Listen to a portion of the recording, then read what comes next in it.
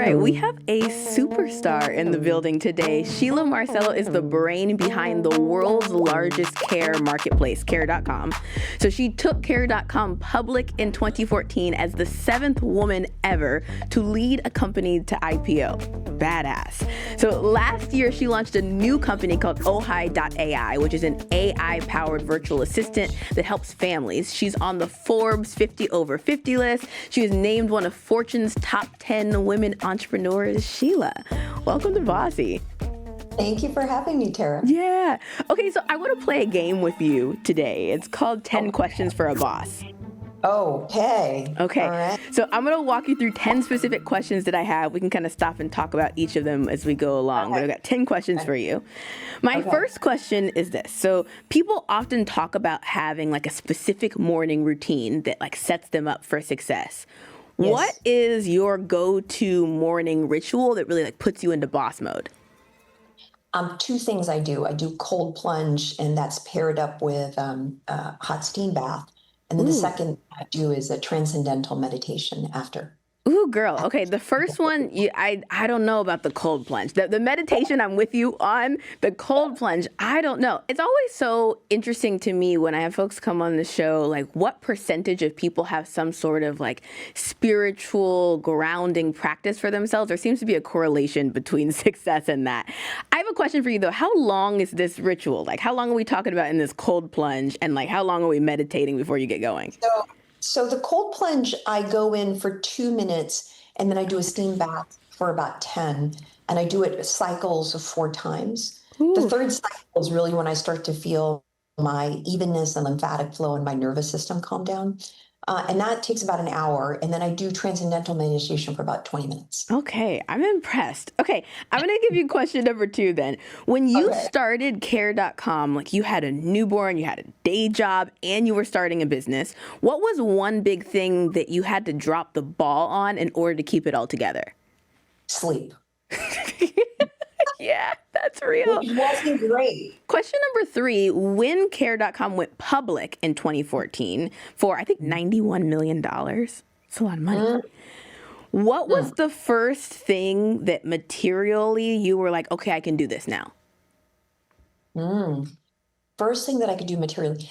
I mean, I had to learn how to do earnings calls and not be stressed about it and be confident. Yeah. And I tried to realize, look, there's all these people on a speakerphone and they're on the other side. And I just have to really rehearse and be prepared for it. I started to really spend a lot of time on what we call zingers, zinger questions. And so I can get a lot of inbound and not get stressed about it. So I had to learn that skill.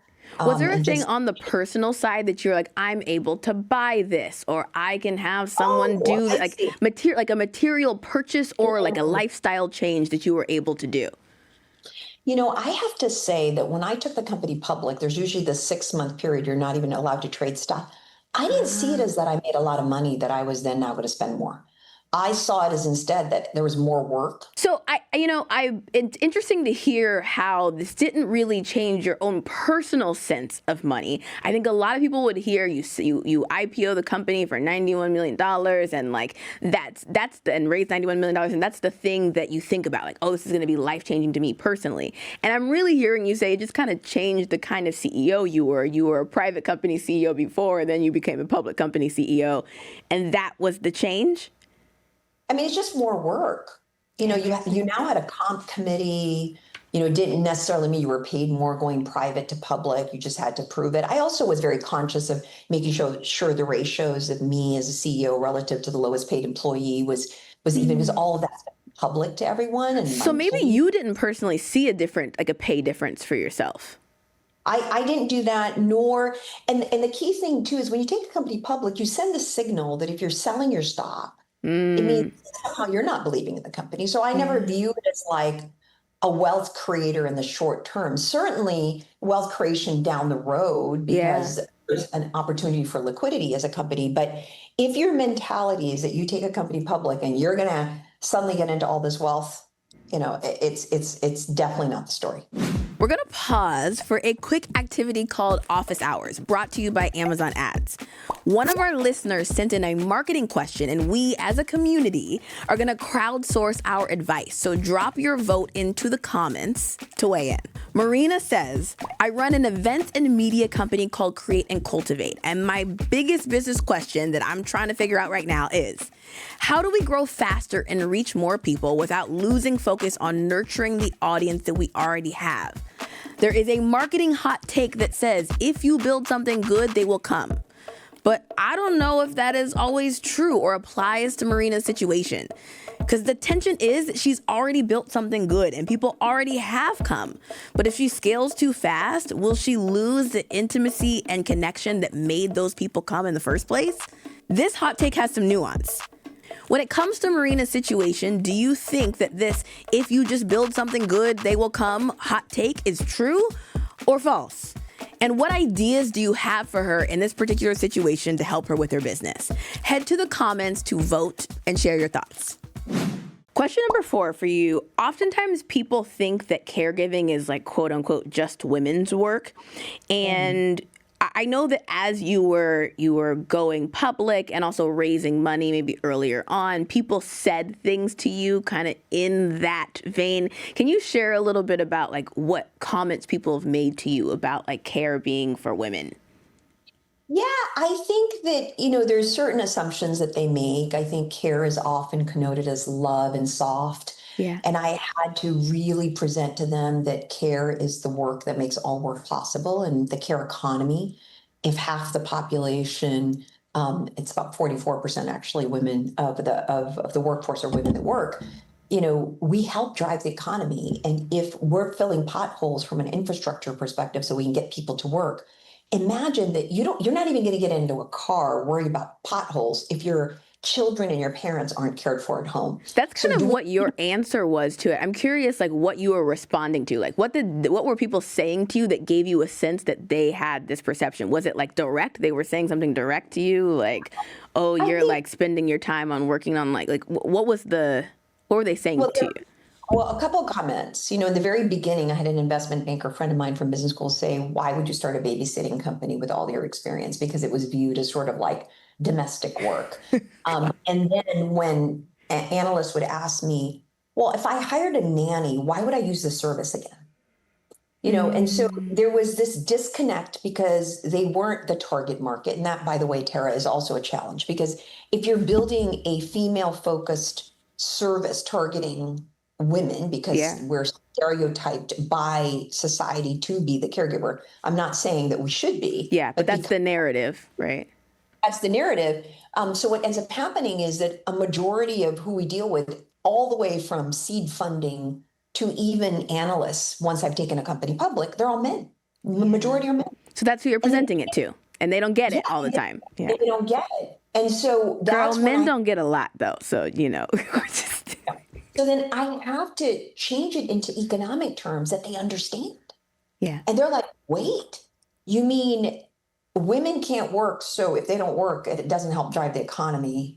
And that's super, so it impacts me as an analyst. So that's the kind of thing that I think makes people realize, versus, hey, it's caregiving an infant in a home that they can't even relate to. Yeah. Okay. So can you tell me a moment where care was about to collapse? Like things we always talk about kind of the highs and things working. Talk to me about a time where like things were falling apart and you made a decision that flipped the script.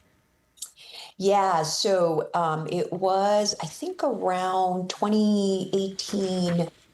There were some short sellers that contacted the Wall Street Journal.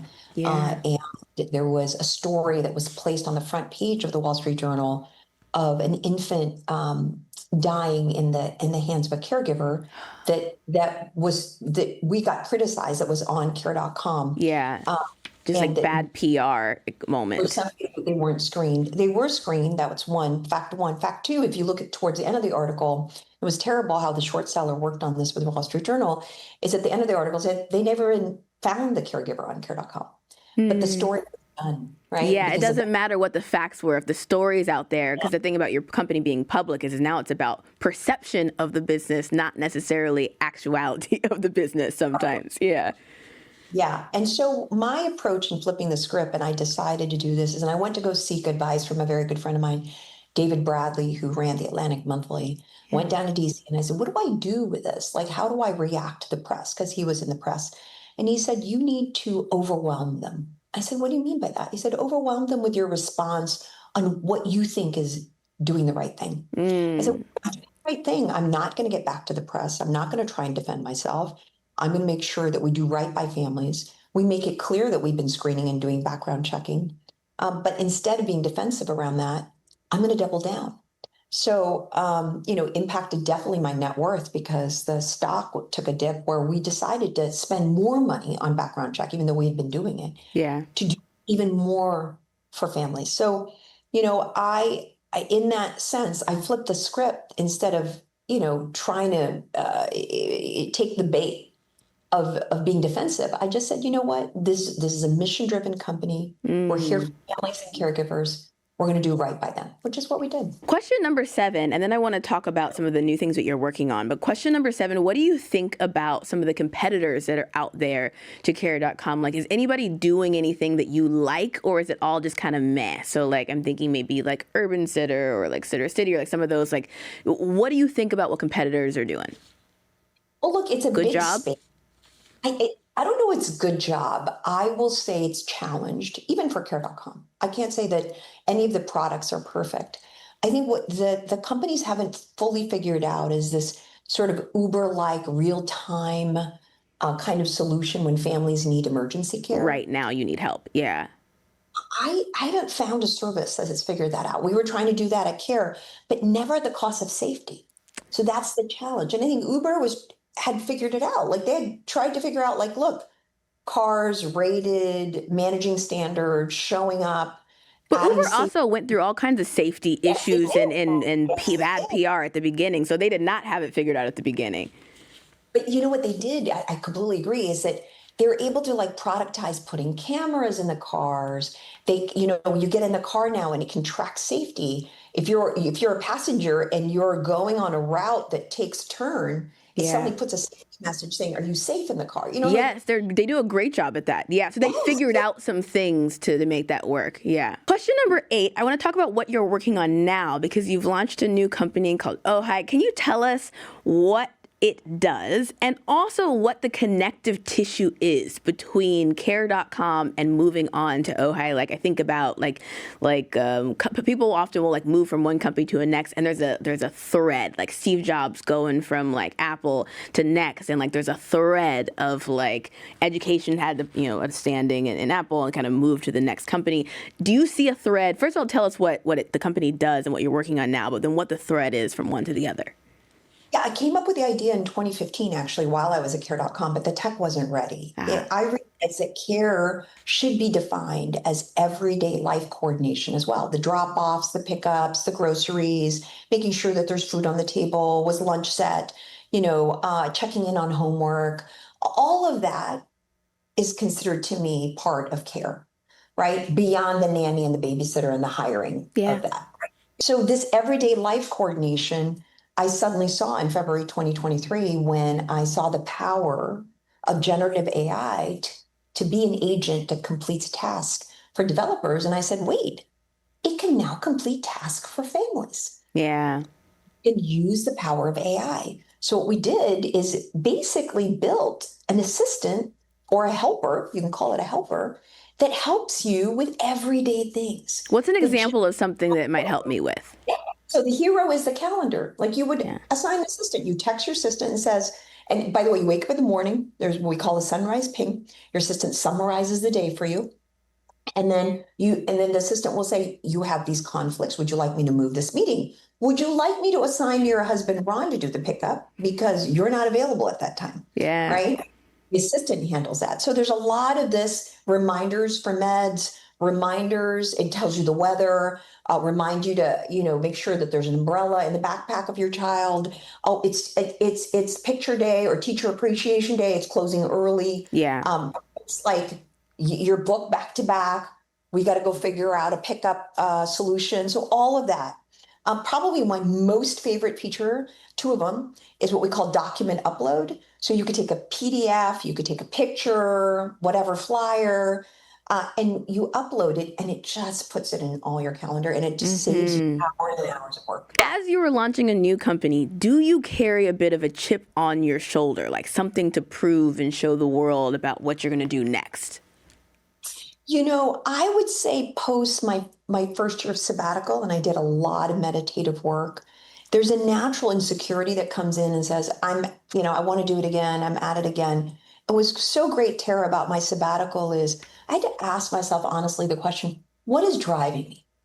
Is what's driving me my ego to prove, or is what's driving me to solve problems that really matter to me? Because and the reason the second and the latter really resonated to me with all this work that I did is because I knew that building a company again, 5 to 10 years, you need the real engine and the gas of motivation. It's a lot of work. Yeah. It's a lot of work. Ego only goes so far because at some point, as you and I can talk about this for hours and probably over wine, is you're climbing a mountaintop, you get to the mountaintop and you're there and you're like, okay, now what?